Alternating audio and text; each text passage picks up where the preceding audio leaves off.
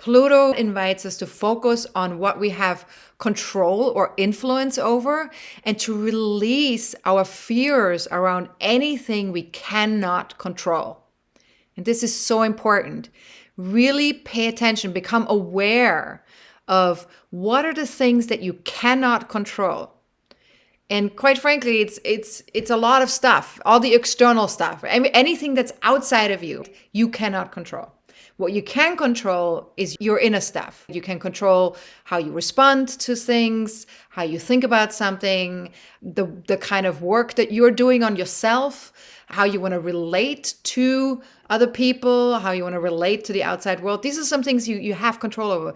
But anything outside of you, you really don't have a lot of control. So Pluto, of course, represents an aspect of our higher self that desires our greatest empowerment. So you could say it's the soul part of us that wants us to feel fully empowered in this body, in this lifetime, in our current situation. And so we're asked to trust the process that makes that happen, because that process also is not under our control. Our higher self very much steers us in the direction of feeling more and more empowered in our own lives. And sometimes, that means we have to become aware where we don't feel empowered. And that can bring up pain, or that can bring up grief, or that can bring up discomfort. Now, if we're able to become aware of and let go of defensive, obsessive, protective, or controlling behaviors, that is really what Pluto is asking us to do right now. And then we can really have a much greater connection to our own empowerment and to our own passion for life. And the key with all of that, letting go or that awareness process, is to trust life, to trust the process. So what you can ask yourself here is, what is my relationship to power or feeling empowered? And do I distinguish between the power that comes from within versus the power that is connected to external components?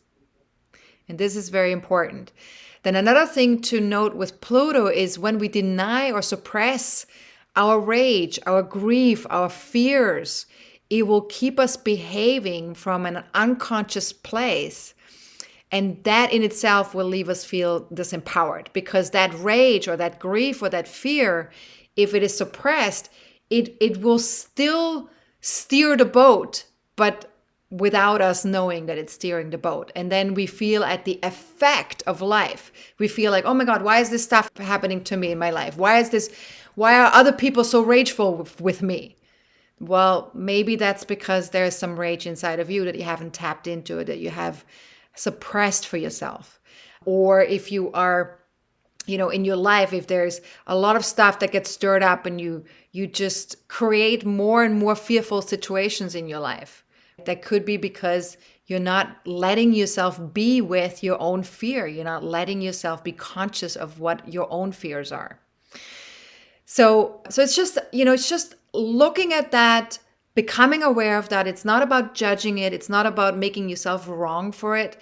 It's really just about understanding that there is a way this energy functions, and it will always guide you towards greater empowerment, but you have to see what keeps you disempowered. And if we're not able to do that work, if we're not able to bring the unconscious and make it conscious, that will keep us in a cycle of blaming others for our own experiences and giving our power away to anyone in authority, especially with Pluto in Capricorn right now. Now, we are being invited to learn that true power comes from within, from knowing and accepting the truth, facing our rage, our grief, our fears, and from making the unconscious conscious. So that's pretty much, that sums it all up. Now, Pluto's exalted energy asks us to seek ways to step into our own power by being emotionally authentic and in integrity, and becoming more alive through this inner alignment of emotional authenticity. Now, if you do have any questions about the monthly forecasting forum, about my soul-based astrology courses, my coaching packages, astrology in general, please do not hesitate to reach out and ask me at info@astrologercoach.com. If there are any personal questions, please ask them during the upcoming monthly forecasting forum on October 16th.